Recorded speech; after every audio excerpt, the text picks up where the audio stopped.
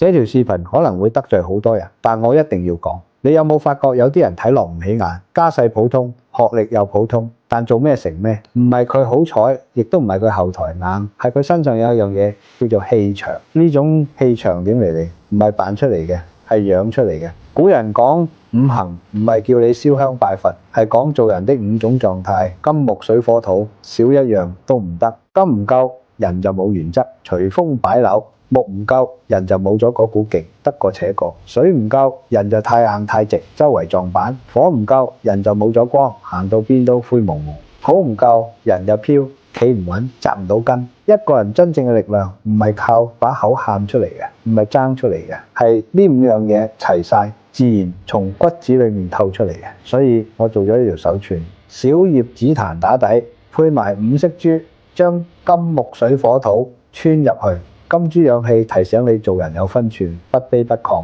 木珠養神，提醒你眼裏面有光，心裏面有勁；水珠養心，提醒你心寬咗，條路就闊；火珠養志，提醒你心裏面有方向，唔怕天黑人；土珠養根，提醒你腳踏實地，行穩致遠。戴喺手上面唔係為咗好睇，唔係為咗威，係要你每日望到佢，摸到佢，記得提醒自己做一個有氣場嘅人，講話有分寸，做事有章法，做一個有格局嘅人，睇得遠，容得落，唔斤斤計較，做一個有定力嘅人，風吹唔慌，浪打唔到。每一粒珠都係我親手揀嘅，費咗唔少心機，數量真係唔多，因為每一寸都要用心配。我希望請返去嘅你可以真係珍惜，成日帶住佢。佢唔係咩神奇嘅嘢，但佢可以喺你心浮氣躁嘅時候提醒你定落嚟，喺你迷茫嘅時候提醒你方向。願你由戴上佢嗰刻起行有所持，心有所定，自帶氣場，路路暢通。